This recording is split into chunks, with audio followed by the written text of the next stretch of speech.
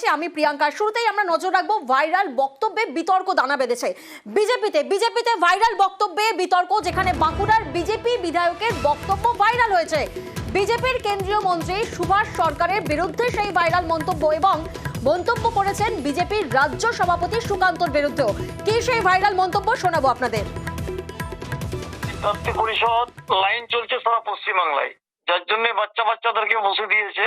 যাদের সাংগঠনিক বদন্যতা আছে তাদেরকে কোনো কিছু জানাবে না, জানতে দেবে না, এই একটা ব্যাপার আছে আর কি। যেমন আমাদের লোকসভার যিনি সাংসদ তথা মন্ত্রী, তিনি আপনার চিত্তরঞ্জন ক্যান্সার হসপিটালে পর্যন্ত তোলা আদায় করেন। এই যে তোলা আদায় করার ভিতরে একটা ভদ্র তোলা আদায় করে, যাকে বলে ভদ্রমতার মুখোশ নিয়ে, তিনি সর্বত্রই ঠিক এরকম জিনিসটাই করেছেন, সর্বত্রই করে রেখেছেন এরকম। টোটালটাই চলে গেছে, পুরো বেস্ট লেভেলটা কিচ্ছু নেই। ভোট তো করতে গেলে কর্মীদেরকে চাই না।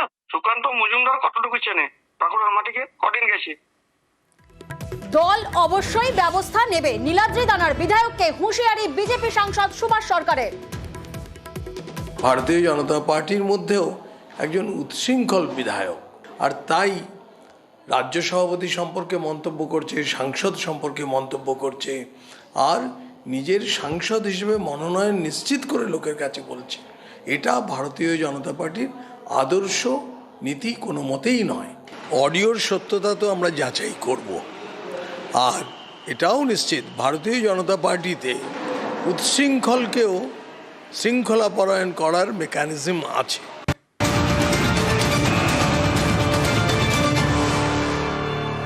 তবে ভাইরাল বক্তব্যে দায় অস্বীকার বিজেপি বিধায়কের।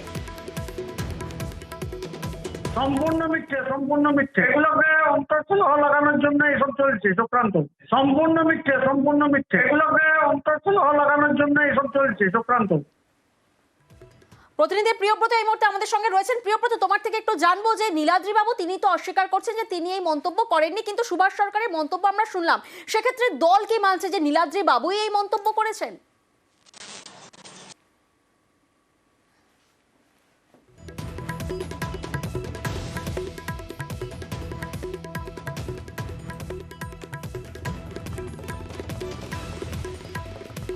সাংসদ সুভাষ সরকার এবং কেন্দ্রীয় মন্ত্রী, আর এখানেই কিন্তু অভিযোগ উঠছে যে তিনি যেখানে বলছেন সেখানে কিন্তু সাংসদ বলছেন উচ্ছৃঙ্খল বিধায়ক।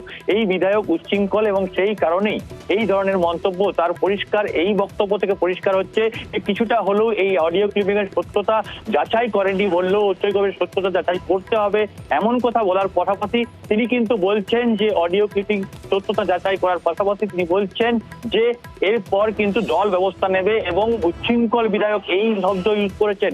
এবং এর পাশাপাশি যেটা বলছেন তিনি যে এই যে উচ্চাকাঙ্ক্ষা যে আগামী দিনে তিনি ক্যান্ডিডেট হবেন এমন কথাও তিনি বলছেন পনিরে, যে আগামী দিনে ক্যান্ডিডেট হতে যাচ্ছেন লোকসভা নির্বাচনে। তিনি বলছেন পনিরে যে আগামী দিনে ক্যান্ডিডেট হতে যাচ্ছেন লোকসভা নির্বাচনে। সেক্ষেত্রে এই যে অডিও ক্লিপিং ভাইরাল হয়েছে তার সত্যতা যাচাই করা হবে এবং এই যে নীলাদ্রি শেখর দানা বাঁকুড়ার যে বিজেপি বিধায়ক তার বিরুদ্ধে ব্যবস্থা নেওয়া হবে, এমনটা কিন্তু সুভাষ সরকারের পক্ষ থেকে বলা হয়েছে মাননীয় সংসদ এবং শিক্ষা প্রতিমন্ত্রীর তরফ থেকে। প্রিয়াঙ্কা। বেশ।